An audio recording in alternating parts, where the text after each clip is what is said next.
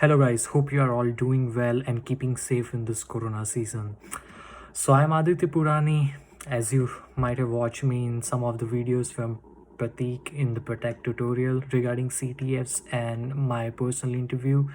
So I am currently working in Tesla as a security engineer, and my past experience includes doing bug bounty for multiple companies and also participating in Capture the Flag CTF competition from teams like DCUA. And currently, I'm playing from Perfect Blue, which is the world's second number team as of 2020 rankings right now, and US first team.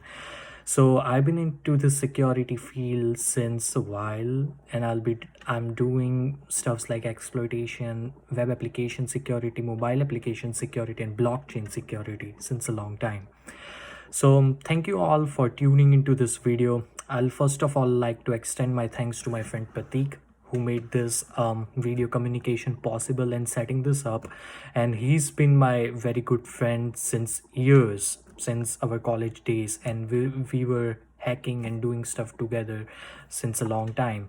So tune into his videos for more information regarding cybersecurity and about tools and approaches, methodologies, and stuff like that, because that's a really good resource in order to start into cybersecurity. So today I'll be going to talk about CTFs and why CTF is really important for you in order to develop your career and also your personal skills. So I've been doing CTF since like 4 5 years, and I'm pretty much hooked into it. So CTF is a capture the flag competition in which your goal is to solve as many challenges as possible and get more points based on the challenges.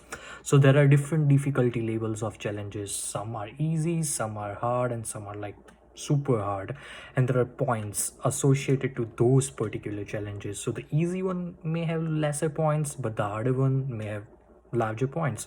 So the team which has higher points, they usually win. That's how the CTF Jeopardy based or even other attack defense works in the same way. So for CTF, you usually have multiple categories. For instance, web application, mobile application, sometimes you have blockchain, you have binary exploitation, reverse engineering, forensics, cryptography, and all those other cool stuff like steganography, OSINT, and stuff like that.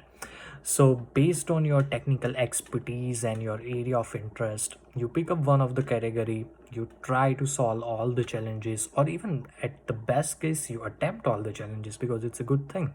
And based on that, you solve it, you get a flag, which is a string, which is something like flag into curly braces, some text, and you validate on the portal and you get the points. So CTF, first of all, it helps you to learn something new in a constrained environment. When you want to hack something, you cannot go on a website and just do it for the sake of it. This is a practice environment.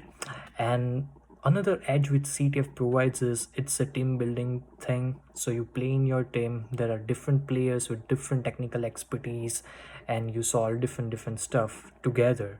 So it's a good thing as well. You get to work with the best minds out there.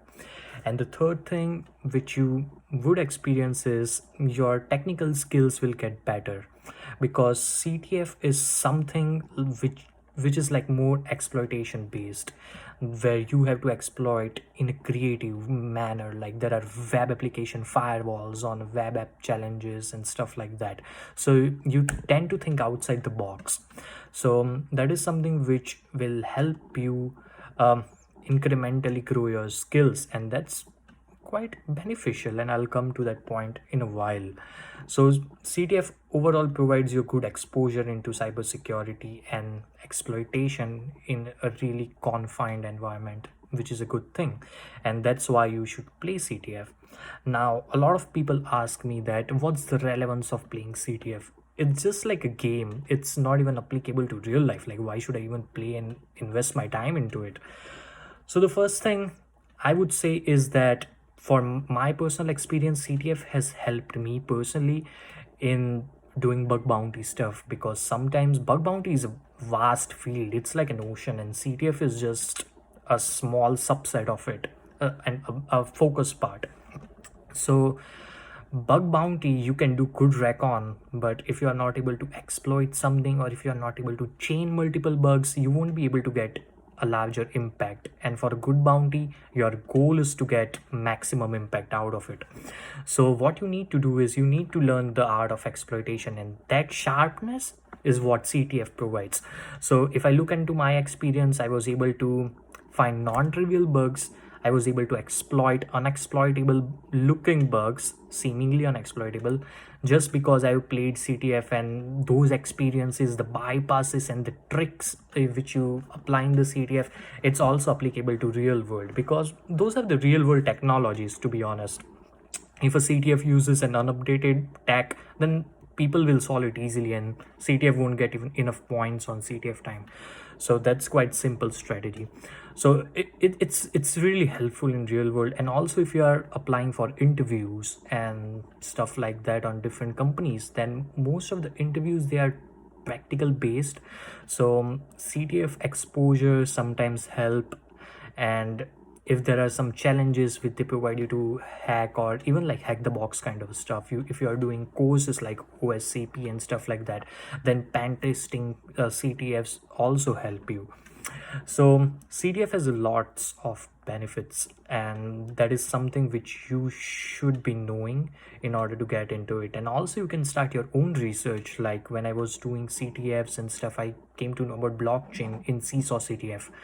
And in Seesaw 2017, I guess, I was not able to solve any blockchain challenges, and I came at my home and I was like so despaired that what's going wrong, why I was not able to solve. It's a new tech. And I did my research, and I wrote my own tools, I wrote my own disassembler, and I found my own bugs in the Ethereum blockchain. So it helped me, to be honest, and nobody was doing that at that time.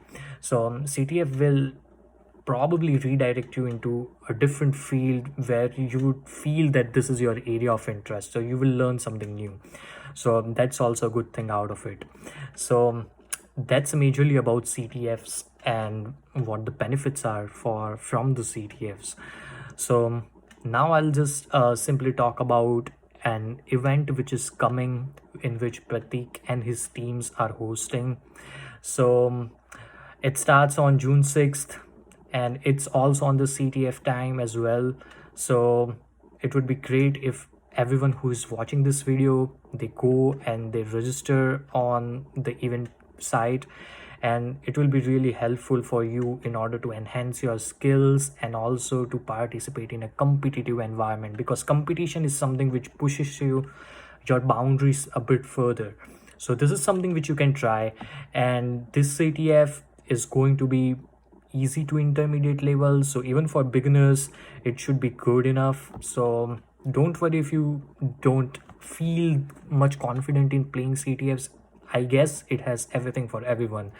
So just go away, hack away, have some fun, because having fun is much more important, and learning something new is much more important than just setting a mindset to win it all the time. So just have fun, call your friends, join, participate, because Pratik and his team has placed a lot of efforts into it, because he tells me all the time about it, and I know how much effort it goes in when you are trying to build a CTF and host a CTF. So just appreciate his efforts and appreciate everything, to be honest.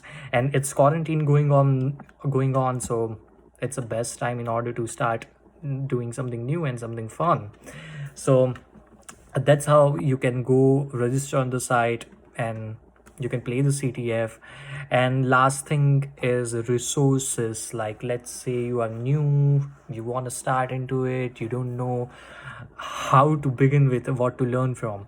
So there are good videos. Pratik has also wrote a blog, and there are multiple blogs also on the internet. Like Trail of Bits has a really good blog, and there is also good blog by Played Parliament of Poning. And also on the videos which Pratik did with me, they also have links in below. So there are different war games which you can start.